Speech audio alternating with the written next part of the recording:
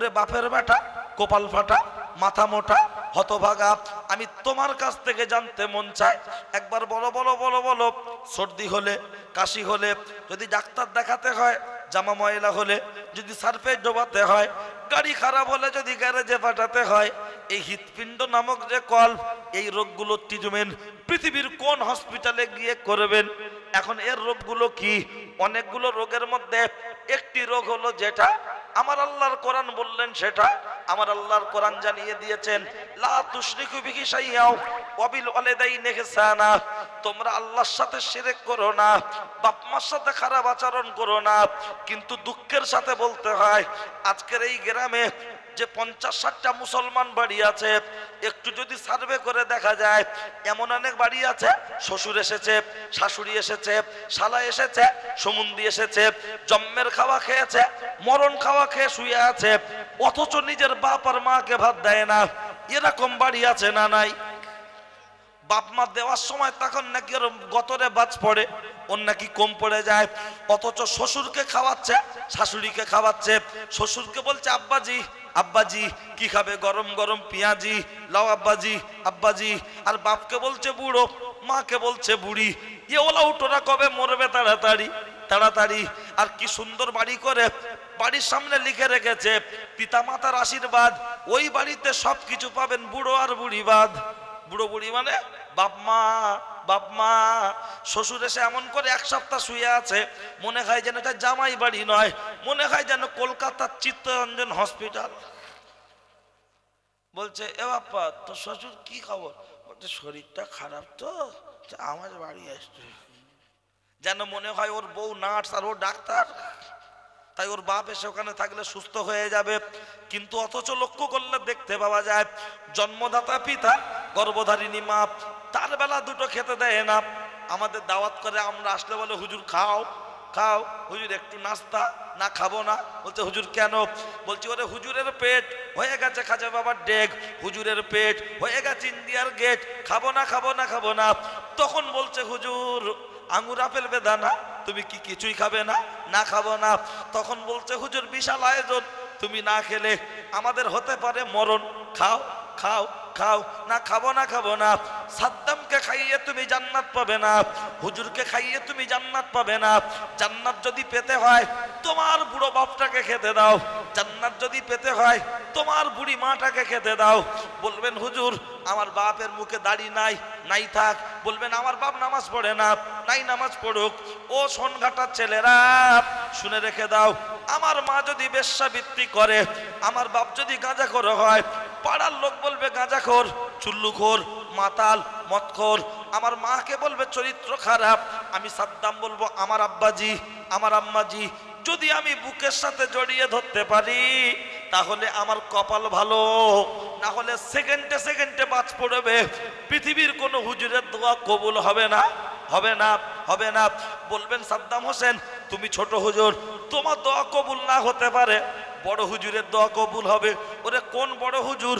খোদ যদি কাবা শরীফ থেকে ইমাম সাহেবকে ভাড়াই করে নিয়ে এসে এই গ্রামে বসিয়ে বসিয়ে একদিন নয় 365 দিন যদি কাঁদানো হয়, ওর জন্য দোয়া কবুল হবে না, হবে না, হবে না। বরঞ্চ মাথায় বাজ পড়বে। বলবেন আপনি প্রমাণ দিতে পারবেন? প্রমাণ যদি না দিতে পারি, আছে একটা ছোট মতো 4 চাকা গাড়ি, ওটাকে দিয়ে সোনঘাটায় চলে যাব বাড়ি, কখনো করব না দেরি। শুনে রেখে দেন, জেনে রেখে দেন, বক্তারা উচিত কথা বলতে পারে না সবাই, কিছু বক্তা আছে বলে, কিন্তু আমার নাম সাদ্দাম, আমার নেই কোনো দাম, কথাগুলো হবে টাইগার বাম, শুনলে আসবে অনেক কাম, দিতে পারবো না আপনাদের সময়ের দাম। আমি যে কথা বলছিলাম, ও পর্দার আড়ালে মার বোন, ভিতরে ভিতরে নিয়েছে অনেক বন্ধন লোন। ও পর্দার আড়ালে মার বোন, ভিতরে ভিতরে অনেক গ্রুপ নিয়েছে, অনেক গ্রুপ লোন। তৈরি থাকো, ধোলাই চলবে, একটু অপেক্ষা করো, আগে দিকটা একটু ক্লিয়ার করে নি, তারপরে ওদিকে যাচ্ছি। কি অসুবিধা হচ্ছে নাকি? ঠিক আছেন তো? চলে যাব। কেউ যদি ঘুমায় দুটো ইট তুলে দাও হাতে, আর ঘুমাবে না? ঘুম ভেঙে গেছে? আলহামদুলিল্লাহ। যদি তাই হয় তো আপনাদেরও ভালো, আমারও ভালো। কারণ মোটর সাইকেল চাপতে খুব ভালো লাগে, কিন্তু পাংচার হয়ে গেলে খেলতে কতটা কষ্ট করেন তো, বুঝেছেন তো? তা ভোরের বেলা জলসা মানে গাড়ি পাংচার। হ্যাঁ, আর আমাকে এর পরে যদি কোনোদিন দাওয়াত করেন তো এরকম যেন এই সময় তেরে নামে লাসিনে রাখবেন না, ঠিক আছে? কারণ আমাদের বক্তব্য হিন্দু মুসলমান অনেকে শুনতে চায়, তাহলে আমাদের যদি সন্ধ্যার দিকে রাখা হয়, অমুসলিম ভাইয়েরা তারাও আমাদের দুটো কথা শুনলো যে হুজুররা এসে কি বলে না কি বলে।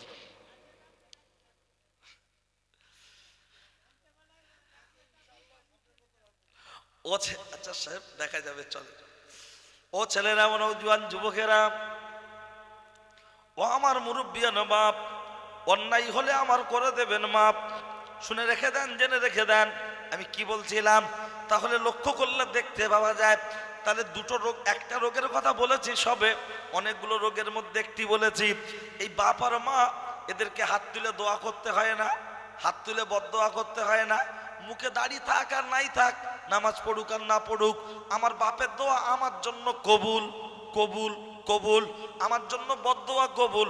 হাত তোলার দরকার হবে না, শুধু বলবে উফ আহ উফ আহ, এটা হবে আপনার আমার জন্য বদদোয়া। আর পিতা আর মাতা, বাপ আর মা দিলে দিলে দিলে দিলে খুশি থাকবে, এটা হবে আপনার আমার জন্য দোয়া দোয়া দোয়া। আর এই বাপ মার দোয়া যার জীবনে একবার লেগে যাবে, তার জীবনে কোনো কষ্ট থাকবে না, থাকবে না। যদি প্রমাণ নিতে হয়, আমার চেহারার দিকে একবার তাকিয়ে দেখে নেন। বলে তার মানে আপনারা ফুরফুরা শরীফের বড় হুজুর পীর কেবলার মেজর সাহেবজাদা পীর আল্লামা আবু ইব্রাহিম সিদ্দিকী হুজুর বনগাঁ মতিগঞ্জে যার খানকা শরীফ আছে, আপনারা চেনেন না? চেনেন না? চেনেন তো? হুজুর কেবলা ইন্তেকাল করলেন গত এমএলএ ভোটের গণনার দিন।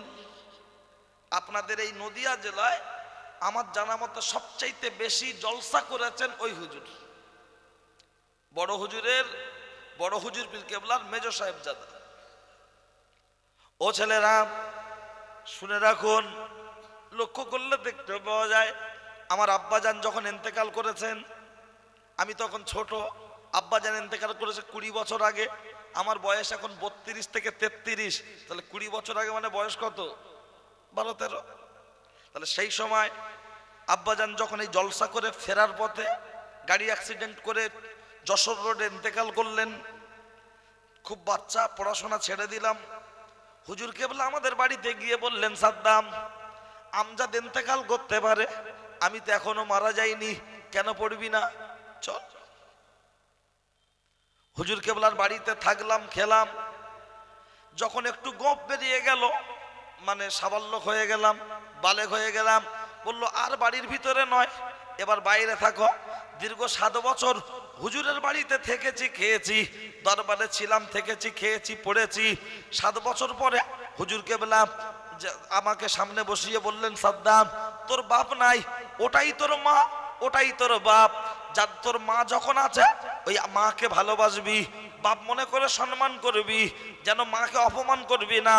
পকেটে যদি 2 টাকা থাকে, তোকে যদি বলে টাকা দে দরকার, আগামীকাল তোর দরকার, ওটা তুই চিন্তা করবি না, তোর টাকা তুই বার করে দিবি। আগামীকালকে চিন্তা, আমার আল্লাহ তোর ব্যবস্থা করে দেবে। এই কথাটাকে যখন ছোট ছিলাম গুরুত্ব বুঝতে পারিনি, কিন্তু একটু বড় হয়েছে, ওই বাপ ওই মা এর কথার গুরুত্ব কতটা দেখেন। এত ঝড় হয়েছে, দেখেছেন বিল্ডিং ভেঙে পড়ে গেছে, গাছ ভেঙে পড়ে গেছে, কিন্তু কোন মুরগির বাচ্চা তার ডানার ভিতর থেকে উড়ে চলে গেছে রেকর্ডে দেখাতে পারবেন? মুরগির বাচ্চার নির্দিষ্ট কোনো বাপ আছে? মুরগি যখন বাচ্চা নিয়ে চড়ায়, পিছনে পিছনে লালবাজারের বাহিনীর মতো ঘোরে, আর যেই দেখবেন মাথার উপরে সুগুন, বক, চিল, কাক আসে, তখন মুরগি আওয়াজ করে, মুখে একটা গুনগুন গুনগুন আওয়াজ করলে সব বাচ্চাগুলো মায়ের ডানার ভিতরে চলে আসে না? আসে না? আর যেই চলে আসে, মা চেপে রেখে দেয়, উপরে সুগুন আসুক, বক আসুক, কাক আসুক, মায়ের কাছ থেকে চট করে আর কেউ বাচ্চা নিতে পারে না। যারা অল্প বয়সে বাফারা হয়েছেন, মা বেঁচে আছে, মা আঁচল চাপা দিয়ে বাচ্চাকে ঠিক লালন পালন করে ফেলে এবং সেই বাচ্চার কোনো কষ্ট পেতে দেয় না। অথচ সেই ছেলে বড় হয়ে রজনী, তুলসী, বিমল ছিটছে আর গালে দিচ্ছে আর বলছে, হামসা পোল্ট্রি কা বাচ্চা হ্যায়, হামারা ফাদার মাদার নেহি হ্যায়, আমরা এমনি এমনি বড় হুয়া হ্যায়। লক্ষ্য করলে দেখতে পাওয়া যায়, ও ছেলেরা, ও নওজোয়ান যুবকেরা, আজকের দিনে দাঁড়িয়ে আমি সাদ্দাম হোসেন সেই যে মায়ের দোয়া পেয়েছি রে, আপনারা সোশ্যাল মিডিয়া খুললে দেখতে অনেকে দেখেছেন, আসাম, উড়িষ্যা, বিহার, পশ্চিমবাংলার বাইরে 9টা রাজ্য, ভারতের বাইরে 2টা দেশ, একটা বাংলাদেশ আর একটা হলো নেপাল। যা টুকটাক এক আধবার যা গিয়েছি রে, তাতে করে দেখলাম এটা আমার কৃতিত্ব নয়। আমি ওপেন অন ক্যামেরায় অন্যায় স্বীকার করে বলছি, এটা আমার কৃতিত্ব নয়, এটা হলো আমার বিধবা মায়ের দোয়া। দোয়া দোয়া। বক্তারা কত সুন্দর গজল বলে, টান দেয়, সুদ দেয়, আমি শুধু গল্পের ছলে বলি। কিন্তু আমার মতো বক্তাকে প্রতিদিন আল্লাহ যেই গাড়ির চাকা ঘোরাচ্ছেন, এটা কি আমার মায়ের দোয়া নয়? তাহলে আমার মায়ের দোয়া যদি আমার জন্য থাকে, আপনাদের মায়ের দোয়া, বাপের দোয়া আপনাদের জন্য আছে না নাই? এ যুবক ভাইয়েরা কানটা খাড়া করে শুনে রেখে দাও। এ যুবক ভাইয়েরা কানটা খাড়া করে শুনে রেখে দাও। যাদের বাপ বেঁচে আছে চলে যাও পায়ের ধারে বসে পড়ো। যারা মা বেঁচে আছে চলে যাও পায়ের ধারে বসে পড়ো। ওই বাপ আর মায়ের পায়ে সালাম করো আর পাটা ধরে বলো, মা জীবনে যা ভুল করেছি ক্ষমা করে দাও। প্রেম করে যদি প্রেমিকাকে পায়ে ধরতে পারো, পার্কে ডেকে যদি বসে পায়ে ধরে ভুল স্বীকার করতে পারো, একটাবার বাপের পায়ের ধারে বসে পড়ো, মায়ের পায়ের ধারে বসে পড়ো। ওই বাপ আর মা তোমাকে পায়ে ধরতে হবে না, তুমি শুধু হাতটা ধরে 2বার 3বার ক্ষমা চাইবে। প্রথম 2বার বলবে না, তৃতীয়বারের মাথায় বলবে যা ক্ষমা করে দিলাম যা, কারণ সে হলো মা। মা মা। কিন্তু দুঃখের সাথে বলতে হয়, আজকের মাকে বলছে বুড়ি আর বউকে বলছে সোনা। সোনা সোনা তুমি ছাড়া আমি বাঁচবো না, সেটা তোমার বউ বলতে পারো, অসুবিধা নেই, কিন্তু তোমার মাকে তো অ্যাভয়েড করতে পারো না। তোমার বউ যদি 2:30টার সময় স্নান করে, চান করে, তখন তোমার মাথাটা জ্বালা করছে, ও তো 26 বছর বয়স, 86 কেজি ওজন, ওর তো ঠান্ডা চট করে লাগবে না। তোমার যদি জানটা জ্বালা করে আর তোমার মা 3টের সময় গোসল করছে, 56 বছর বয়স, রোগা পাতলা, শরীরটা দুর্বল, তাহলে তার বেলায় তোমার কষ্ট হওয়ার দরকার আছে না নাই? বউ দেরি করে গোসল করছে, মা অন্যদিকে একটা কাজ করছে, মাকে শুনিয়ে বলছে এখন গোসল করছো। কাকে বলছে? বউকে, যাতে পরের দিন থেকে আমার মা আর বউকে কোনো কাজ না বলে যেন সকাল সকাল গোসল করে। আর মা ওদিকে আলাদা কাদা নিয়ে ছানছে, চুলোটার পাশটা, উনানের পাশটা একটু ভালো করে প্লাস্টার করবে, খাবে ওর বউ, ওর ছেলে গরুর দুধ খাবে, ওর বউ বডি তৈরি করবে। আর মা চুলো উনান মেরামত করছে, রান্না হবে, ও বউকে গোসল করার জন্য মেজাজ দিচ্ছে, স্নান করার জন্য। অথচ নিজের মায়ের বেলা ওর চোখে বাজ পড়েছে বলে না। বলতে পারবেন কোন মা বলেছে আমার একটা বেনারসি শাড়ি কিনে দে, এবার পুজোয় গিয়ে ডান্স করব? কোন বাপ বলেছে আমার একটা মোটরসাইকেল কিনে দে, আমি একটু বিয়ে বাড়ি যাব? না, একটা বাপ 200 টাকা 250 টাকার একটা সুতির লুঙ্গিতেই খুশি, একটা মা 300 টাকা সুতির শাড়িতেই খুশি। আপনার শাশুড়িকে তাঁতের শাড়ি কিনে দিচ্ছে, শালার বউকে তাঁতের শাড়ি কিনে দিচ্ছে, অথচ নিজের মায়ের বেলাতে একটা 300 টাকা শাড়ি জোটে না, অথচ শালিকে জামা কিনে দিচ্ছে, পরাঞ্জাই জলিয়া গেঞ্জি, ঝুল হলো 12.5 ইঞ্চি। 18 বছরের মেয়ে 8 বছরের ছেলের গেঞ্জি গায়ে দিচ্ছে, হয় না, ঠেলে ঠেলে ঢোকাচ্ছে। 1 মিটার কাপড় কিনে 5 মিটার ঢাকার চেষ্টা করছে। আবার ওর শাশুড়ি সুতোটা দেখছে ভালো কিনা, শালার বউ দেখছে। আর মাকে দেবেন, একবারও দাম কত জিজ্ঞেস করবে না, এটা খারাপ কি ভালো সেটাও দেখবে না, শুধু বলবে আমার বেটা দিয়েছে। কথা ঠিক কি না? কিন্তু সেই বাপের বেলা দেয় না, ওরা হুজুরের কাছ থেকে বছরে একবার জলসা দিয়ে জান্নাত নেবে। হ্যাঁ, এ কি শিয়ালদা লোকাল ট্রেন নাকি, উঠলেই চমকে যাবে? এখনো সময় আছে। বাপমার মতো নিয়ামত যাদের বেঁচে আছে, পায়ের ধারে বসো, তকদির খুলে যাবে ইনশাআল্লাহ। বলবেন আমার বাপ পাগল, পাগল হোক, সে তো জন্ম দিয়েছে আমাকে। কথা ঠিক কি না? আমার মা পাগলি, পাগলি হোক, সে তো পেটে ধরেছে। যাই করুক, সে আমার বাপ, সে আমার মা, তাকে আপন বলে জড়িয়ে নেন। শালি আসেনি, ফোন করে বলছে তুই যদি না আসিস কোনো দিন যাবো না। কোথায়? জলসায়। হ্যাঁ, আর ওর বোন আসেনি, পাশের বাড়ির একদিন যে কিরে তোর বোন, তোর ভাগ্নি, ভাগনা, তোর জামাইবাবু এসছে, না আসুক তো, ঝামেলা সব। আর শালি এসেছে, ওর প্লেটে খাবার দেয় না, মনে হচ্ছে ঘরে দিলে ভালো হয়। শালার বউ এসেছে গালে নয়, মনে হয় যেন চিবিয়ে দিলে ভালো হয়। আর মার বেলা একটা লেগ পিসও জুটলো না, একটা লেগ পিস জুটলো না, শালিকে দিচ্ছে খা, ললিপপ খা, সারা জীবন খা। হ্যাঁ, আর মা ছোট ছেলের বারান্দায় বসে বসে কাঁদছে। আরে ছোট ছেলে রিক্সা চালায়, ছোট ছেলে রিক্সা চালায়, গরিব মানুষ, সে বেশি কিছু আইটেম করতে পারেনি, যা জুটেছে বাপ মা তাই খাচ্ছে। আর এর দুতলা বাড়ি করেছে, টাকা হয়ে গেছে, এর প্রেস্টিজ এত বড় হয়ে গেছে, ও বাপেদের সাথে চলে না, বুন বোনের সাথে চলে না, শ্বশুর বাড়ির লোকেদের আপন হচ্ছে। বর্তমানে এখন সেই রকম একটা কন্ডিশন আছে না নাই? এখনো সময় আছে। বিয়েওয়ালা ছেলের কটা আছে? সব তো বাচ্চা বাচ্চা। হ্যাঁ, সব বিয়ে হয়ে গেছে। ও কয়েকটা বাচ্চা না, সব চৌবাচ্চা মনে হচ্ছে নাকি? তা হয় হোক, অন্তত মাইকের আওয়াজটা শুন, ও না শুনের বউ তো শুনছে। ঠিক আছে, বাড়ি যা লোকের চাপ, শোবে কোথায়? অন্তত আওয়াজটা শুনুক। ঠিক আছে,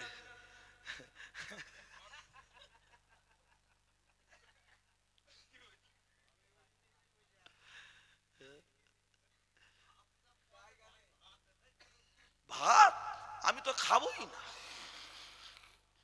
হ্যাঁ, আমি তো খাই না, খাবো না।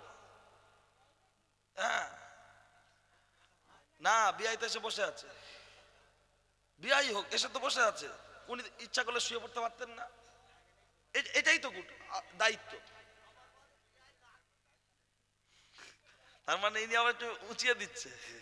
হোক, সবাই মিলে। কি আপনাদের কষ্ট হচ্ছে নাকি? ঠিক আছেন তো? হ্যাঁ, তাই এই এটা কি ভারত আর পাকিস্তান বর্ডার নাকি মাঝখানটা? কি মজার ব্যাপার। বাংলাদেশ, হ্যাঁ, বাংলাদেশ আর ভারতের বর্ডার। হ্যাঁ, হাসিনা আছে, অসুবিধা নেই, আমাদের খালা আছে। ঠিক আছে, চলেন সবাই মিলে আর একবার তাকবীর দেবো। ঠিক আছে, কারো জবান যেন বন্ধ না হয়, নারাই তাকবীর। হ্যাঁ, আপনারা যদি আওয়াজ দেন চাঙ্গা, পশ্চিম বাংলায় লাগবে না দাঙ্গা। আর যদি মনে করো হুজুর তুমি ওয়াজ করো, তখন বলবো সাবু খা। ঠিক আছে, হ্যাঁ, মেয়েরা আছে তো নাকি? ওরা বেঁচে আছে তো? হ্যাঁ, ওরা আবার মুখ দেখা কেমন জানেন?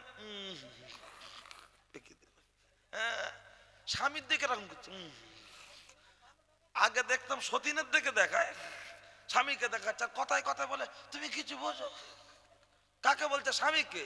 তার স্বামী ও যদি কিছু না বোঝে, তুমি কত বোঝো? তা আমি যখন এসছি, বসো মা, দিচ্ছি। ঠিক আছে, যা ওরা যা গাল দেয় দি।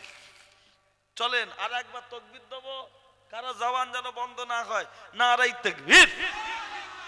হ্যাঁ, তেজ আছে। কুল লঙ্কা দেখলে কি হবে? ঝাল বিরাট। সাইজ ছোট হোক, টেম্পারটা ঠিক থাকলে হবে। চলেন, আস্তে আস্তে তো ইউরিয়া দিয়ে দিয়ে চাঙ্গা করতে হচ্ছে নাকি? চলবে, অসুবিধা নেই। হ্যাঁ, হ্যাঁ, অন্তত আমি কুটুমদের তো বিরাট উল্টো পাল্টা বলি, আজকে আর কোথায় বলবো। ও ছেলেরা, ও নওজোয়ান যুবকেরা, ও আমার মুরব্বিয়ান বাপ, অন্যায় হলে আমার করে দেবেন মাপ। আমার নাম সাদ্দাম, আমার নেই কোনো দাম, কথাগুলো হবে টাইগার বাম, শুনলে আসবে অনেক কাম, দিতে পারবো না আপনাদের সময়ের দাম।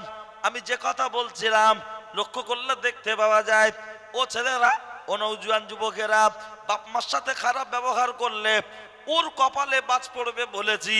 আগে একটুখানি প্রমাণ নেন বাপ মার দোয়া বদদোয়া কেমন। রাসূলুল্লাহ দাঁড়িয়ে রয়েছেন, একজন মহিলা এসে বলছেন, ইয়া রাসূলুল্লাহ, আমার স্বামীর খুব কষ্ট হচ্ছে, মনে হয় সে বাঁচবে না, কিন্তু তার জবান তো বন্ধ হয়ে গেছে, জবান তো খুলছে না। আল্লাহর নবী বললেন, ও মহিলা, মহিলা, তোমার শ্বশুর শাশুড়ি কেউ কি জীবিত আছে? মহিলা বললেন, ইয়া রাসূলুল্লাহ, আমার শ্বশুর বেঁচে নাই, তবে আমার শাশুড়ি জীবিত আছে। আল্লাহর নবী বললেন, তোমার শাশুড়িকে আমার কাছে ডেকে আনো। যখন ডেকে আনা হয়েছে, জিজ্ঞাসা করা হলো, ও বৃদ্ধা জননী, একবার বলো বলো বলো, একবার বলো বলো বলো, তোমার ছেলেটার পানি আছে? একটু পানি আছে না? জগে খাওয়া যাবে না, হয় একটা বোতল পানির পট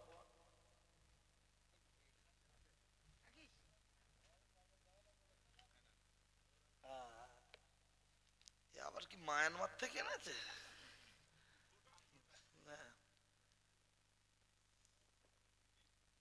আল্লাহ,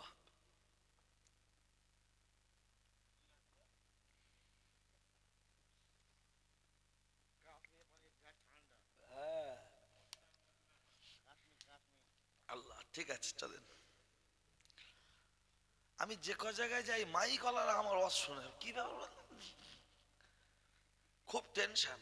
এই এখন যেখানে গিয়েছি, যেখান থেকে করে আসছে মাই গলা, মাইক সব সেটিং করেছে পিছনে, তো সেটিং করে সামনে সামনে তুমি যাও ভিতরে, বলছে একটু ওয়াজ শুনছে। এও ঘুমোয় নেই, হ্যাঁ ঘুমে মানে জুতো সেটিং করে বিশ্রাম নেয়। ধাবা হোটেলে যেমন ড্রাইভাররা থাকে, ও জেগে আছে। তাই ও ছেলেরা, ও নওজোয়ান যুবকেরা, আল্লাহর নবী জিজ্ঞাসা করলেন, ও মহিলা, মহিলা তোমার এই ছেলের আচার আচরণ ব্যবহার ছিল কেমন? আল্লাহর নবীর সামনে দাঁড়িয়ে মা বলছেন, ইয়া রাসূলুল্লাহ, এলাকায় 10 জন দানশীল ব্যক্তির মধ্যে আমার ছেলে হলো একজন, 1 নম্বর নয়, 10 জনের একজন। আল্লাহর নবী জিজ্ঞাসা করলেন, ও কথা জিজ্ঞাসা করিনি, আপনার সাথে কেমন আচরণ করত? তখন মা জননী কেঁদে উঠে বলছেন, ইয়া রাসূলুল্লাহ, আমার সাথে খুব জঘন্য ব্যবহার করত। আল্লাহর নবী কথাটা শুনে কেঁদে ফেলেছেন। আমার নবী বললেন, ও বাবা আলী, কিছু শুষ্ক কাঠ জোগাড় করে আনো। মা জিজ্ঞাসা করছেন, ইয়া রাসূলুল্লাহ, ওই কাঠগুলো নিয়ে কি করবেন? বলছে, কাঠগুলো নিয়ে সাজিয়ে দেয়া হবে, আর আগুন দাউ দাউ করে জ্বলবে, ওই আগুনে তোমার ছেলেকে নিক্ষেপ করা হবে। মা জননী ডুগরে কেঁদে উঠে বলছেন, ইয়া রাসূলুল্লাহ, ইয়া হাবিবাল্লাহ, আমি মা জীবন দিতে রাজি আছি, আমার বাচ্চাকে আগুনে ফেলতে দেব না। একবার জোরে বলুন সুবহানাল্লাহ। এই যে আপনারা আওয়াজটা যেভাবে দিচ্ছেন আমারও করতে ভালো লাগবে, আর আপনারা যদি স্লো হয়ে যান আমিও ডাউন হয়ে যাব। কোন খেলোয়াড় কি বলেছে 6 মেরেছি হাততালি দাও? কোন ফুটবল গোল দিয়ে বলেছে হাততালি দাও? কিন্তু আমরা বাপ বেটা সবাই মিলে গোল। ছেলে যখন চিল্লাচ্ছে বাপ ঘুরে দেখে বলছে, খেলো দেখ আমার ছেলেকে দেখ, মানে জোরে গোল বলেছে আনন্দ হয়। আর জলসায় বসলে তখন চুপ করে যায়, এই ক্যামেরাম্যান ঘুমছে নাকি? ও ছেলেরা, ও নওজোয়ান যুবকেরা, ও আমার মুরব্বিয়ান বাপ, শুনে রেখে দেন, জেনে রেখে দেন। ওই জায়গায় দাঁড়িয়ে মা জননী বললেন, বাচ্চার জন্য আমি জীবন দিতে রাজি আছি। আল্লাহ নবী বললেন, মা তোমার বাচ্চার জন্য যে কাজটা করতে হবে সেই কাজটা হলো অত্যন্ত কঠিন, তুমি কি সেই কাজ করতে পারবে? মা জননী বললেন, ইয়া রাসূলুল্লাহ, আমি বাচ্চার জন্য জীবন দিতে রাজি আছি। মায়ের কাছে পৃথিবীর কোনো কঠিন কাজ হতে পারে না, বাচ্চার জন্য সবচাইতে কঠিন কাজ তো আমি মনে করি পায়খানা পরিষ্কার করা। কথাটা ঠিক না ভুল? মা ভাত খেতে বসেছে, ছেলে করে পাড়াক করে দিয়ে দিল। কোন মা গলা টিপে ধরে ফেলে দিয়েছে, দেখাতে পারবেন? পাশের লোক বলছে গন্ধ, বলছে আমার কচিটার পেটটা ফুলছে, হজমটা ঠিক হচ্ছে না, শরীরটা খারাপ। মা মাখানো ভাত রেখে দিয়ে উঠে পরিষ্কার পরিচ্ছন্ন করে সে আবার খাচ্ছে। আর আমাদের আমরা যদি একটু মানে মা বয়স হয়ে গেছে, থুতুটা বাইরে ফেলতে গিয়েছে, যদি পটেই পড়ে যায়, বউ চোখ ছিটকাচ্ছে, বলছে তোমার মা পরিষ্কার করতে বলো, পরিষ্কার করতে বলো। আখা বলছে তোমার মাকে পরিষ্কার করতে বলো। আচ্ছা বলুন, মাকে পরিষ্কার করতে হবে বউ বলছে, কিন্তু একটা বার সে ভেবেছে যে যাকে নিয়ে আমরা এত আনন্দ করছি, যে মেয়েটা ছেলেটাকে নিয়ে তার মা, সুতরাং সেই মা কত কষ্ট করে বাচ্চাদের পেশাব পায়খানা পরিষ্কার করে আস্তে আস্তে বড় করেছে। আর এ বড় হয়ে মোবাইল চালাচ্ছে আর বলছে তোমার দেখা নয় রে, তোমার দেখা নয়। হ্যাঁ, আবার মনের সুখে গান বলছে, পাগল হুয়ার মায় ধীরে ধীরে। ও কার জন্য পাগল হলো রে? হ্যাঁ, ও ছেলেরা, ও নওজোয়ান যুবকেরা, ও আমার মুরব্বিয়ান বাপ, শুনে রেখে দেন, জেনে রেখে দেন। একটা বাচ্চার জন্য মায়ের কাছে কোনো কাজ কঠিন নয়। একটি বাচ্চার জন্য মায়ের কাছে কোনো কাজ কঠিন নয়। বাচ্চার জন্য মায়ের কাছে সব কাজটাই সহজ। আল্লাহর নবী বললেন, ও মা জননী, তুমি কি কঠিন কাজটা করতে পারবে? মা বললেন, ইয়া রাসূলুল্লাহ, পারবো। এই আজকের যা ঠান্ডা পড়ছে, মায়ের পাশে 1.5 বছরের বাচ্চা শুয়ে পেচ্ছাপ করে দিতে পারে না? পারে না? ডান দিকে পেচ্ছাপ করেছে, তুলে বাম দিকে শুইয়েছে, বাম দিকে পেচ্ছাপ করেছে বাচ্চা, মা দেখলো সব ভিজে গেছে, মা পেচ্ছাপের উপরে শুয়ে বাচ্চাকে বুকে তুলে নিয়ে রাখে যাতে বাচ্চার কোনো রকম ঠান্ডা না লেগে যায়। এখন তো ব্ল্যাঙ্কেট এসেছে, খাট এসেছে, তক্তপোষ এসেছে, আর বাচ্চাদের আবার পরিয়ে দিচ্ছে এখন কি প্যাম্পার্স নাকি, বলছে যা হবে গুডাউনে জমা হোক। কিন্তু আমরা যখন হয়েছিলাম তখন বাড়িতে এক্সট্রা ব্ল্যাঙ্কেট থাকতো না, খাট ছিল না, তক্তপোষ তেমন ছিল না, কত গরিব মেঝেতে, সেখানেই বাপ মা কত কষ্ট করে থেকে আমাদের মানুষ করেছেন, কথা ঠিক কিনা? আর এখন আমি সাদ্দাম আমার 4 বছরের বাচ্চাটা কোলে নিয়ে নাচাচ্ছি, বলছি তুই ভাত দিবি তো বড় হলে? ও ভাত দেবে কিনা জিজ্ঞাসা করছে, আর আমি এখন আমার বাপ মার ভাত দিচ্ছি না। এরকম কন্ডিশন আছে না নাই? বুকে হাত দিয়ে ভাববেন যে আমি আমার মার সাথে কি আচরণ করছি, বাপের সাথে কি আচরণ করছি, আর আমার ছেলে কি করবে। মাথায় এটা রাখবেন। আপনার শ্বশুর এসেছে, শাশুড়ি এসেছে, এক জায়গায় বসান, বাপ মাকে এক জায়গায় বসান, সামনাসামনি 4 জনকে, যা আপনার জুটবে সামনে দিয়ে দেন, বিয়াই বিয়ান 4 জন একসঙ্গে আনন্দ করতে করতে খাবে। তুমি ছেলে হিসাবে সামনে দাঁড়িয়ে দেখো, এই চোখ দিয়ে যে তুমি দেখবে, খালেস দিলে তাকালে আমার আল্লাহ তোমার আমলনামায় একটা কবুল হজের সওয়াব দেবে। একটু বলবেন সুবহানাল্লাহ? আর একটু জোরে হবে না? তাহলে আমি লক্ষ লক্ষ টাকা খরচা করে হজে যাব, কবুল হবে কোনো গ্যারান্টি নাই। কিন্তু শ্বশুর আর শাশুড়ি, আব্বা আর মা 4 জন একসঙ্গে বসবে, একই বয়সের হলে, সেটিং হলে বিভিন্ন রকম ঠাট্টা মজা গল্প হয় না? তারা স্বামী স্ত্রী, আমার বাপ মা, শ্বশুর শাশুড়ি, স্বামী স্ত্রী 4 জন এক জায়গায় বসলো, ঠাট্টা আর কি করলো, আল্লাহ আমার যতটুকু দিল খাওয়ালাম না, তা হবে না। বরঞ্চ আমরা দোয়া নেওয়ার জন্য হুজুরের কাছে যাচ্ছি, মাজারে মান্নত করছি, হাজত করছি। খবরদার, কে বলেছে মাজারে মান্নত করতে? একদম নয়। সুতরাং এক অনুরোধ করছি, আজকে যাদের বাপ বেঁচে আছে গিয়ে পায়ে ধরুন। আমি সাদ্দাম, বাফারা কষ্ট কতটা, দাঁত থাকতে দাঁতের মর্ম বোঝে না। এই যে বয়স মানুষগুলো বসে আছেন, বয়স্ক, যতদিন গায়ে ক্ষমতা থাকে ওনারা কি কেউ বসে খান? পরিশ্রম করে। যেই বয়স হয়ে গেল আর খাটতে নাই পারুক, বট গাছ ফল নাই দিতে পারুক, তার ছায়াটা তো ভোগ করতে পারবো। হ্যাঁ, মা অসুস্থ থাক না, তারপরে খোঁজ নেবে, সাদ্দাম বাড়ি আসছি, কোথায় গিয়েছিলি, এত রাত হয়েছে বাবা। আর বউকে তুমি 500 টাকা দিতে চেয়েছে, না দিয়ে রেখে দাও। তুমি 2 দিন যদি বাড়ি না আসো, ফোন করবে না, ছেলেটার বলবে তোর বাপের কাছে ফোন কর। ও করবে না, ওর নাকি ওয়েট নষ্ট হয়ে যাবে, ওয়েট নষ্ট হয়ে যাবে। আর আপনার মা, আমার মা লাইট নিয়ে পাগলের মতো খুঁজবে পাড়া ও পাড়া দোকানদারে, আমার ছেলেটা কোথায় গেল, দেখেছিস ছেলেটা কোথায় গেল, বলছে ফোন করো, বলছে ফোন বন্ধ, কি ফোন বাড়ি রেখে গেছে, কথা ঠিক কি না?